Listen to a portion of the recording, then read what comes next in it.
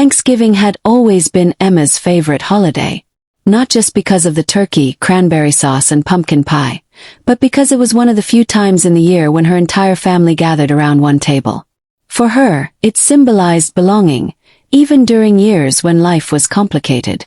She never imagined that one day, she'd be told she wasn't welcome. It happened a week before Thanksgiving. Emma was at her desk, sipping coffee and sifting through emails, when she saw a new message from her parents with the subject line, "Thanksgiving plans." She opened it, expecting the usual note about what time to arrive or which side dish to bring. Instead, the words stopped her cold. "We want a peaceful Thanksgiving this year, without you this time." Emma read it again and again, her pulse quickening. At first, she thought it had to be a joke, or at least a poorly phrased sentence. But the more she read, the more it sank in. Her parents didn't want her there. She called her mother immediately, her hands trembling as she held the phone.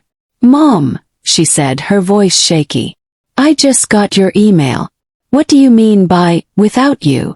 Her mother sighed heavily, as though she had been preparing for this moment. "Emma, you know how things get when you're here. Your brother feels like you criticize him. Your father says you bring tension into the house. We just want a peaceful holiday this year." Emma's throat tightened. "So the peace comes from me not being there." There was silence.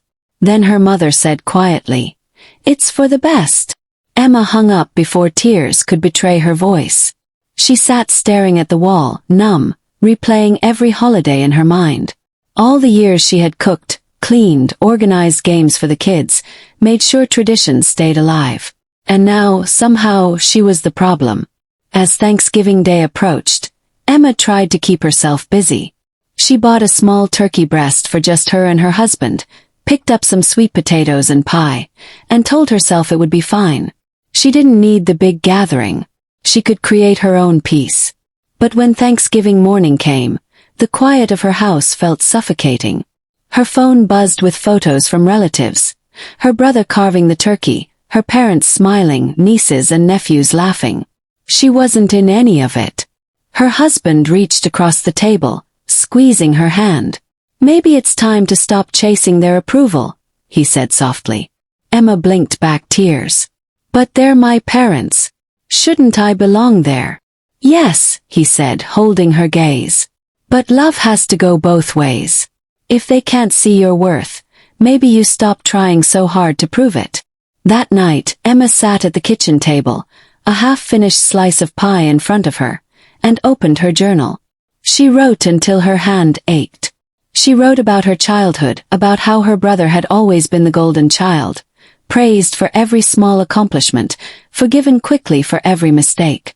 She wrote about the countless times she had been scolded for speaking her mind, told she was too sensitive, too stubborn, too much.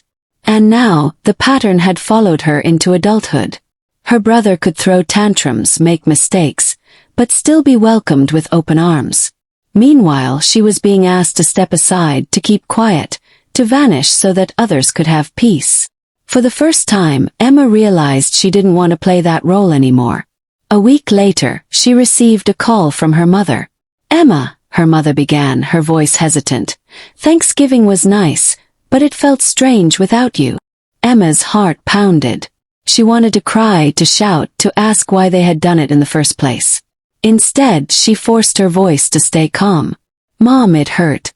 You told me I was the reason for the tension, but you never looked at how others treat me. Do you realize how that feels?" Her mother was silent for a long time. Finally, she said, "We just wanted peace." Emma swallowed.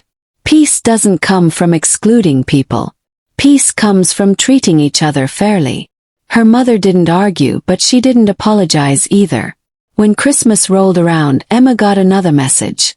This time it said, "We'd like you to come. We missed you at Thanksgiving." But something in Emma had shifted. She didn't rush to say yes. She didn't immediately clear her schedule or plan what dish to bring. Instead, she closed her laptop and sat quietly. For once, she asked herself what she wanted. Did she want to walk into that house again, knowing she'd always be seen as the difficult one, the scapegoat, the person who had to bend so others could relax? Or did she want to create new traditions? Ones where she felt valued, where she wasn't made to feel like a burden. On Christmas Day, Emma and her husband stayed home. They cooked dinner together, watched movies, and shared laughter that came easily. It was quiet, but it was theirs.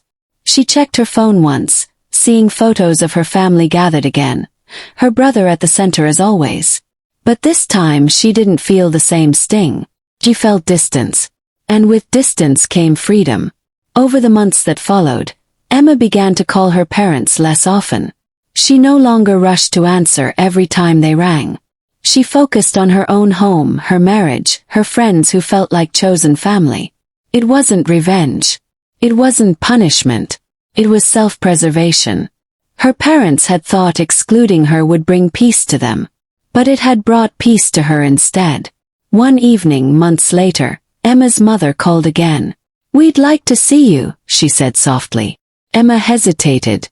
She wasn't sure if anything had truly changed. But for once, the decision was in her hands, not theirs. She realized she finally had clarity. Because peace didn't mean being silent or erased. Peace meant choosing herself.